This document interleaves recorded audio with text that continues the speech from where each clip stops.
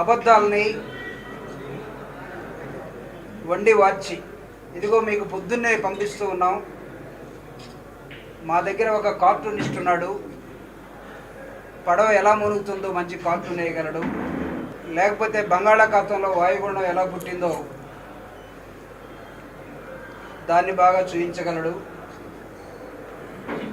కొన్ని పత్రికలు ప్రభుత్వం మీద, జగన్మోహన్ రెడ్డి గారి మీద, ఈ రాష్ట్రంలో జరుగుతున్నటువంటి అభివృద్ధి సంక్షేమం మీద దుమ్మెత్తి పోస్తున్నటువంటి సమయంలో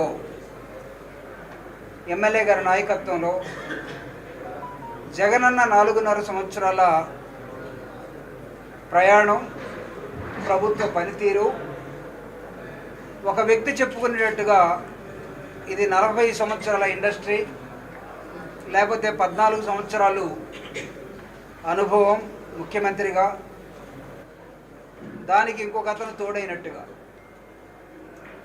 ఒక వాస్తవానికి, ఒక న్యాయానికి, అన్యాయానికి, అబద్ధానికి మధ్య జరుగుతున్నటువంటి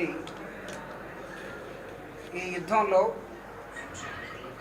నమ్మలేనటువంటి జీవితంలో ఇతన్ని నమ్మకూడదు అని ముద్రేసుకున్న చంద్రబాబు నాయుడు, ఆయనకు తోడుగా అసలు ఇతనికి నిలకడే లేదు, ఎటు పోతాడో ఎటు వస్తాడో తెలియదని ఇంకొక అతను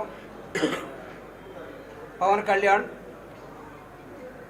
చెప్పిన మాట, ఇచ్చిన మాట ప్రకారం నిలబడి తన మాటని వాగ్దానంగా భావించినటువంటి ప్రజలకి అది 4.5 సంవత్సరాల ప్రభుత్వమా, మధ్యలో కరోనా మింగేసినటువంటి 2 సంవత్సరాలు పోతే 2.5 సంవత్సరాల ప్రభుత్వమా? దీనిలో ప్రభుత్వం చెప్పినటువంటి అనేకమైన అంశాలు, జగన్మోహన్ రెడ్డి గారి 2 పాదయాత్రలు, ఒకటి ఓదార్పు యాత్ర, రెండవది ప్రజా సంకల్ప యాత్ర, రాష్ట్రం మొత్తం కలిగి తిరిగి ఈ రాష్ట్రంలో ఉన్నటువంటి పేదరికాన్ని, ఈ రాష్ట్రంలో ఉన్నటువంటి ప్రాంతాలని, ఈ రాష్ట్రంలో ఉన్నటువంటి అవిద్యని, ఈ రాష్ట్రంలో ఉన్న కులాలని, ఈ రాష్ట్రంలో ఉన్న మతాలని, పేదరికాన్ని అర్థం చేసుకొని ఒక 4 పేజీల మేనిఫెస్టోని తయారు చేసి, ఆ 4 పేజీల మేనిఫెస్టో 4.5 సంవత్సరాల్లో ఒక 24 పేజీల బుక్లెట్గా, ఎవరి దగ్గరైనా జగనన్న నువ్వే మా నమ్మకం అనే పుస్తకం ఉందా ఇక్కడ? 24 పేజీల ఒక పుస్తకాన్ని తను ఏం చేశాడో ఈ 4.5 సంవత్సరంలో, దీన్ని ప్రజలకు చెప్పండి. ఈ ప్రజలు కూడా ఎవరికి చెప్పాలి, ఎవరితో మాట్లాడుకోవాలి. ఏ ప్రజలైతే లబ్ధిదారులుగా ఉన్నారో, ఏ ప్రజలైతే ఈ సమాజంలో అట్టడుగున ఇంకా అణదొక్కబడి ఉన్నారో వాళ్ళని పైకి తీసుకురావటం కోసం సమాజంలో ఉన్నటువంటి నిచ్చెన మెట్ల కుల వ్యవస్థలో ఈ కుల రక్కసికి తగిలి పాడైపోయినటువంటి చాలామంది, వారితో పాటు అట్టడుగున ఉన్నటువంటి వర్గాల్ని పైకి తీసుకురావటమే కదా ప్రభుత్వం అంటే. ప్రభుత్వం అంటే నా కులమనో, ప్రభుత్వం అంటే నా వర్గమనో, ప్రభుత్వం అంటే నా వ్యాపారమనో, ప్రభుత్వం అంటే వీళ్ళందరూ కూడా నా బినామీలనో భావించే చంద్రబాబు నాయుడు, లేదా గత ప్రభుత్వాలు కాదు. ప్రభుత్వం అంటే ప్రజలకి ప్రభుత్వాన్ని వాడటం. దాదాపు 4 కోట్ల మంది ఈ సమయానికి ఈ రాష్ట్రంలో, ఇదిగో జగనన్న ఇప్పుడే భీమవరంలో మాట్లాడుతూ ఉన్నాడు, బహిరంగ సభలో కొన్ని వేల మంది మధ్య నా ప్రభుత్వం ఈ రాష్ట్రంలో చేసినటువంటి అనేకమైనటువంటి సంక్షేమ అభివృద్ధి కార్యక్రమాలని మీ ముందుకు తీసుకొచ్చే క్రమంలో ఒకవైపు నేను బహిరంగ సభల ద్వారా వస్తున్నాను, రెండో వైపు బస్సు యాత్ర ద్వారా సామాజిక న్యాయ యాత్ర కూడా జరుగుతూ ఉన్నది.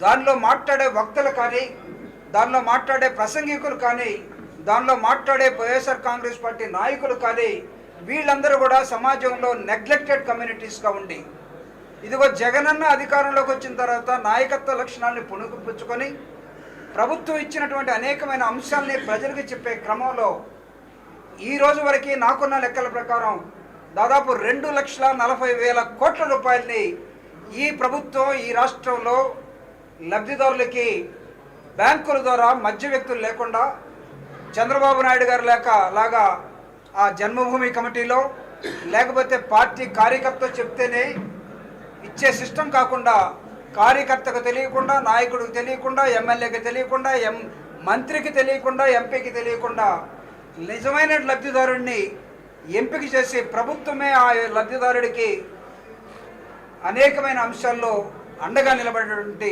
అంశం కనపడుతూ ఉంది.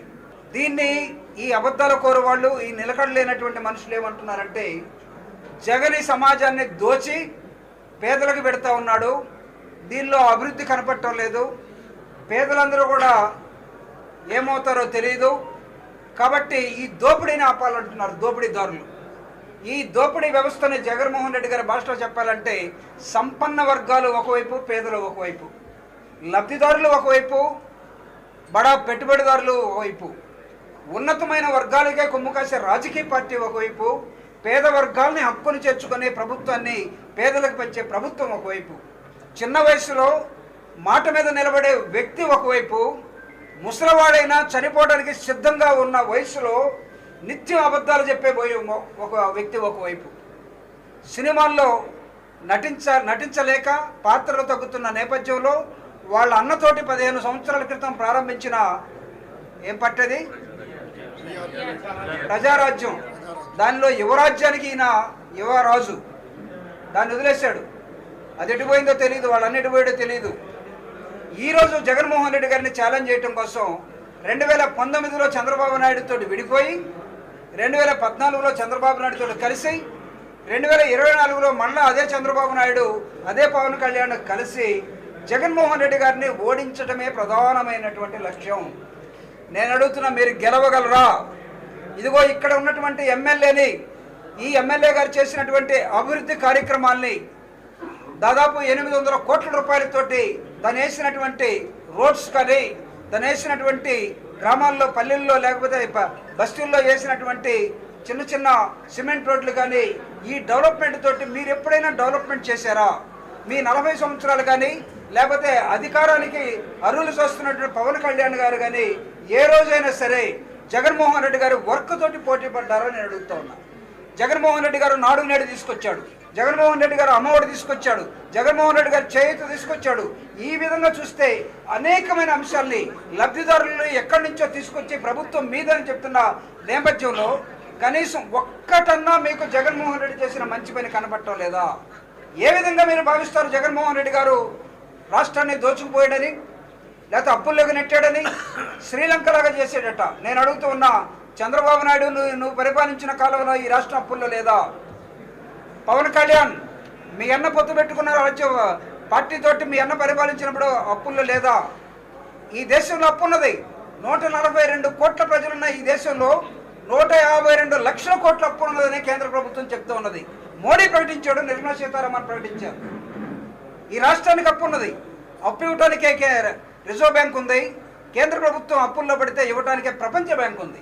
ఈ 2 బ్యాంకుల్ని ఎందుకు మనం స్థాపించుకున్నామో ఒకసారి అర్థం చేసుకోకండి.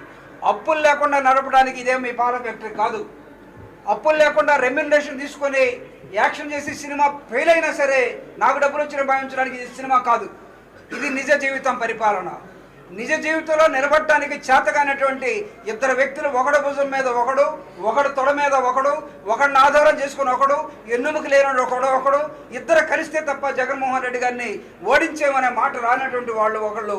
వాళ్ళకి ఛాలెంజ్ ఈరోజు ఈ రాష్ట్రంలో జరుగుతూ ఉన్నది. బస్సు యాత్ర పేదలు మాట్లాడుతూ ఉన్నారు.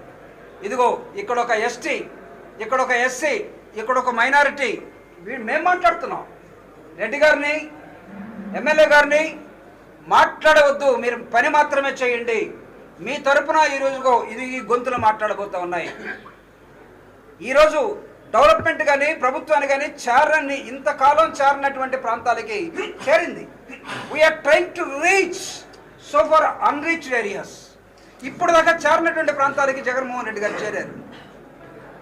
అసలు మాట్లాడటానికి గొంతు వాయిస్ లేనటువంటి వాళ్ళ తరపున we have become the voice of voiceless. వాళ్ళ వాయిస్గా పేద వర్గాలకు సంబంధించినటువంటి వాళ్ళు, జగన్కు అండగా ఉండేటువంటి వాళ్ళు ఈరోజు మాట్లాడుతూ ఉన్నారు. చంద్రబాబు నాయుడు ఎప్పుడైనా రెండో వాడిని మాట్లాడించాడా? మైక్ పట్టుకుంటే చాలు 2 గంటలు మాట్లాడతారు తనే. రెండో వాడికి నో ఛాన్స్ అట్ ఆల్. ఉత్సవ విగ్రహాలుగా ఉండాల్సిందే. కానీ ఈరోజు జగన్మోహన్ రెడ్డి గారి ఆలోచన విధానం వర్ధిల్లటం కోసం ఏమిటి ఈయన ఆలోచన విధానం అని కూడా మీరు అడగవచ్చు.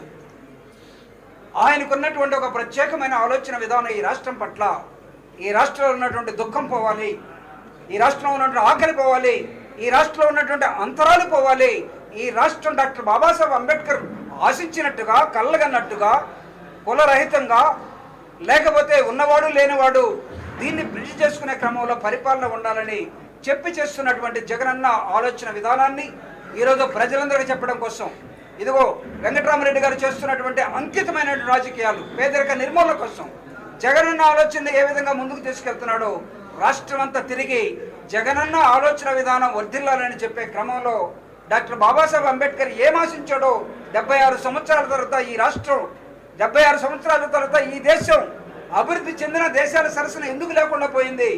అబ్దుల్ కలాం ఏం భావించాడు? అబ్దుల్ కలాం 50,000 మందితో మాట్లాడితే 50,000 మందిలో ఈ దేశం అభివృద్ధి చెందడం కోసం మనం ఏం చేయాలి అనే ఒక ఆలోచన తీసుకోవడం జరిగింది. ఈ రాష్ట్రం అభివృద్ధి చెందుతున్న సమయంలో ఈ దేశంలో ఉన్నటువంటి అన్ని రంగాల్లో జగన్మోహన్ రెడ్డి గారి ప్రభుత్వం నంబర్ 1గా నిలబడుతున్న సమయంలో ఇదిగో కొన్ని పిచ్చి కుక్కలు, కొన్ని కుక్కమతి పిందులు జగన్ను ఓడించడమే ప్రధానమైన లక్ష్యంగా భావించి ముందుకు వస్తున్న నేపథ్యంలో నిజం నిద్రలేసే లోపల అబద్ధం ప్రపంచం అంతా తిరిగి వచ్చిందట. ఈ అబద్ధాన్ని తరిమి కొట్టడం కోసం ఇదిగో మా ఒంటి మీద శ్వేత బిందువులు ఉన్నాయి. ఈ శ్వేత బిందువులే సాక్ష్యం. రాళ్లు పండే రాయలసీమలో కూడా మేము రత్నాలు పండించి తీరుతామని ఈరోజు ఒక నినాదానికి వచ్చారు. మా ఒంటి మీద శ్వేతం, భూమిలో చినుకు పడకపోయినా సరే పైన ఉన్నటువంటి ఆకాశం వైపు చూసి వర్షాన్ని కురిపించేటటువంటి ఒక దృక్పథం ఉన్నటువంటి నాయకత్వం ఈరోజు కనబడతా ఉంది. దీన్ని ఛాలెంజ్ చేయడం కోసం ఈరోజు అబద్ధాల కోర్లుగా ఉన్నటువంటి వీళ్ళు మాట్లాడే ప్రతి దాన్ని కూడా ఖండించాల్సిన అవసరం ఉంది. ఎందుకు చెప్తున్నానంటే మనమందరం కూడా చేసినటువంటి అభివృద్ధిని సంక్షేమాన్ని మాట్లాడుతున్న అబద్ధాలని ఖండించకుండా పోయామంటే అదే నిజం అనుకుని నమ్మే ఒక వాతావరణం కొన్ని పత్రికలు 1-2 కొన్ని ఛానల్స్ పొద్దున్న లేచిన కానించి సాయంత్రం దాకా అదే పనిలో ఉండిపోయాయి. ఆ ఛానల్స్కి ఇంకో పని లేదు, ఆ పత్రికలకు ఇంకో పని లేదు. అన్ని అబద్ధాలు రాయటం, చేతనైతే మీరు నమ్మండి అని చెప్పడం, సోషల్ మీడియాలో అబద్ధాలు చెప్పడం, మీరు నమ్మండి అని చెప్పడం. కాబట్టి YSR Congress party has decided ఏది ఏమైనా సరే ఈ యుద్ధంలో పేదలే గెలుస్తారు. సంపన్నుల తరపున ఉన్నటువంటి చంద్రబాబు నాయుడు ఓడిపోవడానికి సిద్ధంగా ఉన్న నేపథ్యంలో దింపుడు కళ్యాణం ఆశతోటి ఇదిగో మేమే గెలుస్తున్నాం అని చెప్పుకొని ప్రజల మనోభావాల్ని ఆలోచనని మార్చడం కోసం మైండ్ గేమ్ ఆడుతున్నటువంటి వీళ్ళని ఖచ్చితంగా ప్రజాకోర్టులో శిక్షించాలని రాబోయే ఎన్నికల్లో వైఎస్ఆర్ కాంగ్రెస్ పార్టీ అత్యున్నతమైనటువంటి స్థానంలో రెండవసారి ముఖ్యమంత్రిగా జగన్మోహన్ రెడ్డి గారిని చేయడానికి ప్రజలు భావిస్తున్న నేపథ్యంలో ఈ ప్రెస్ మీట్ జరుగుతూ ఉన్నది. దేశవ్యాప్తంగా జగన్మోహన్ రెడ్డి గారు ఏ రాష్ట్రంలో ఎలా ఉందో మొత్తాన్ని కూడా రీసెర్చ్ చేశారు. 1-2 అంశాలు ఉద్యోగస్తులు అడిగిన వాటిల్లో మేము అనుకున్నది చెప్పింది చేయలేకపోయాం. We are admitting our mistake very openly. It doesn't mean that అది అసలు ఉద్యోగస్తులకి ఏమి ఇవ్వట్లేదని ఎవరైనా అనుకుంటే పొరపాటు. దాదాపు 3.5 లక్షల ఉద్యోగాలు జగన్మోహన్ రెడ్డి గారు రావడంతో ఇచ్చినటువంటి ఈ విలేజ్ సెక్రటేరియట్స్ కానీ లేకపోతే మిగతా ఏపీవీఎస్ ద్వారా వచ్చినాయి కానీ దాదాపు 4.5 లక్షల ఉద్యోగాలు రావడం జరిగింది ఈ రాష్ట్రంలో. అసలు ఉద్యోగాలు రాలేదు, ఉద్యోగస్తులు ఏదో మా మీద కోపంగా ఉన్నారు. ఇది ఉద్యోగస్తుల ఫ్రెండ్లీ గవర్నమెంట్. నేను కూడా మినిస్టర్ ఆఫ్ డిఫెన్స్లో 17 సంవత్సరాలు ఉద్యోగం చేసి వచ్చాను. డిఏ ఏంటో తెలుసు, బేసిక్ ఏంటో తెలుసు, లేకపోతే హెచ్ఆర్ఏ ఎలా ఉంటుందో తెలుసు, వీటన్నిటి తెలుసు. అన్నీ కంపేర్ చేయండి, అద్భుతంగా ఉన్నటువంటి రాష్ట్రం ఇది. సో కాబట్టి ఉద్యోగస్తులు అన్హ్యాపీగా ఉన్నారు అనే ఈ అబద్ధ ప్రచారాన్ని దయచేసి ఆపండి. నేను అడుగుతున్న being an employee, ex employee, no employee is unhappy with this government. అయితే కొంతమంది ఉండవచ్చు, చంద్రబాబు నాయుడు అనుకూలులు ఎవరైనా ఉన్నట్లయితే, చంద్రబాబు నాయుడు ఉన్నప్పుడు కూడా ఇతను రోజు ఇబ్బంది పెడుతున్నారని రోజు తిట్టుకునే బ్యాచ్ ఉంది. జగన్మోహన్ రెడ్డి గారు ఇబ్బంది పెట్టడం లేదు. ఉద్యోగాన్ని ఉద్యోగం లాగానే చేయండి. 9 గంటలకు ఆఫీసు రండి, 5 గంటలకు వెళ్ళండి. ఖచ్చితంగా చేయాల్సిందే. ఈరోజు స్కూల్స్ కానీ లేకపోతే హాస్టల్స్ కానీ సెక్రటేరియట్ కానీ మనం ఎప్పుడో ఒక 30 సంవత్సరాల క్రితం పబ్లిక్ సెక్టర్లో పెట్టుకున్నటువంటి ఈ ఏమంటాం తంబేసుకొని పోయేదాన్ని బయోమెట్రిక్ అంటే మీరు మీ నోట్తో చెప్తారు లేదని అడిగాను. బయోమెట్రిక్ 20 సంవత్సరాల క్రితమే పబ్లిక్ సెక్టర్లో వచ్చినాయి, ప్రైవేట్ సెక్టర్లో ఎప్పటి నుంచో ఉన్నాయి. మీరు ప్రైవేట్ సెక్టర్కి వెళ్ళి చూడండి. ఇప్పుడు ఉదయం 8ంటికి వెళ్తే సాయంత్రం 10 దాకా రాగలరా? ఈరోజు బ్యాంకింగ్ వ్యవస్థను చూడండి. నేను నిన్నే హైదరాబాద్లో యూనియన్ బ్యాంక్ వెళ్తే around 9 o'clock in the night they are still working. వాళ్ళే మేము 5 గంటలకు పోతామని అన్నట్లా. There is a work, they are working. So కాబట్టి employees are very very happy. 1-2 అన్హ్యాపీగా ఉన్నంత మాత్రాన, అబద్ధాలు చెప్పినంత మాత్రాన డోంట్ ట్రై టు జనరలైజ్. ఏదో జగన్మోహన్ రెడ్డి గారి పార్టీ ఓడిపోతున్నట్టుగా అన్న చెప్పిన దానికి కొంచెం నేను ఎక్స్టెండ్ చేస్తా. చంద్రబాబు నాయుడు గారు మార్పు చేసుకోలేదా తన ప్రభుత్వంలో ఉన్నప్పుడు? చంద్రగిరి నుంచి కుప్పం ఎందుకు వెళ్ళాడు అతను? చంద్రగిరి నుంచి కుప్పం ఎందుకు వెళ్ళాడు? ఓడిపోతాడని కాదా? ఎస్, మేము కూడా ఎక్కడైనా మిస్టేక్ ఉంటే, ఎవరైనా ఎమ్మెల్యేలు కొద్దిగా ల్యాగింగ్లో ఉంటే, అన్న చెప్పినట్టుగా సర్వీస్ ఆయన మా సర్వేలో కొద్దిగా ఇది వస్తే అతన్ని తీసేసో, లేకపోతే ఇంకో ప్లేసుకు పంపో, లేకపోతే అతనికి బాబు నువ్వు కాదులే ఇంకొకటి పెడతావు అని చెప్పి చేసుకుంటావు. It is our party and our wish. 175 స్థానాలు ఎవడెవడికి ఇవ్వాలి? Who is the right man trying to put in the right place. దీనిలో మీకెవడికి హక్కు ఉంది? అసలు మీకంటే మీకు కాదు, ప్రతిపక్షాలకి ఎవడికి హక్కు ఉంది? చిరంజీవి, నేను అడుగుతున్న Pawan Kalyan, can you at least identify your candidates in 175 constituencies? 24 సీట్లకే 15 సీట్లుగా పరిమితం అవుతున్నాడు. 15 సీట్లు గట్ట సిగ్గు వాళ్ళ అన్నకు 18 వచ్చినాయి. ఇతను 15కే పరిమితం అవుతున్నాడట. ఇతను ముఖ్యమంత్రి అవుతాడట. ఇతనికి ఒక కళ ఉందట. ఇతను ఏం చదువుకున్నాడో మాకైతే అర్థం కాలేదు. నెల్లూరు పోతే మా నాన్న డిగ్రీ చదివించానంటాడు, రాజమండ్రి పోతే నేను ఇంటర్మీడియట్ ఫెయిల్ అంటాడు, అనంతపూర్ వస్తే నేను 7th క్లాసే చదువుకున్నాను అంటాడు. ఇదేనా సినిమా అంటారు పోయి నింటానికి? క్యా బోల్ రే క్యా? తెలంగాణ పోతే ఆ బర్రెలక్క ఇక్కడరా? She is more better than Pawan Kalyan. So మీరు పవన్ కళ్యాణ్ దగ్గర పెట్టుకొని జగన్మోహన్ రెడ్డి గారు సీట్లు మార్చేస్తున్నారు. మార్చేస్తే నీకేంటయా? మా లక్ష్యం మేము చెప్తున్నాం ఈ రోజు కూడా. So our target 175 out of 175. మీరున్నటువంటి మై డియర్ ఫ్రెండ్స్, మీ పిల్లవాడిని, మీ పాపని మీరు నారాయణలో చేర్చాలని చూస్తారా, లేకపోతే టీచర్లను బడిలో చేర్చాలని చూస్తారా? మంచి ఎస్టాబ్లిష్మెంట్ ఉన్న స్కూల్లో చేర్చాలని చూస్తారా? ఐఐటి రావాలని కోరుకుంటారా? ఐఐఎం రావాలని కోరుకుంటారా? లేకపోతే మీకు ఐఏఎస్ రావాలని కోరుకుంటారా? లేకపోతే మా వాడు ఐఐటి వద్దు ఐటీఎస్ అయితే చాలని కోరుకుంటారా? మీ పిల్లలు మాత్రం, మీరు మాత్రం అద్భుతమైనటువంటి గోల్స్ ఉండాలి. జగన్మోహన్ రెడ్డికి మాత్రం 175కి 175. అసలు ఎవడు చెప్పాడు? అసలు ఏ రాజకీయ పార్టీ అయినా సరే 175కి 175 పెట్టుకోవాల్సిందే. జగన్మోహన్ రెడ్డి గారు పెట్టుకుంటే దీనిలో ఆశ్చర్యం ఏముంది అసలు? You people are wondering. నాకు బూతులు వస్తున్నాయి ఇంగ్లీష్లో, సార్ బూతులు అనకూడదు.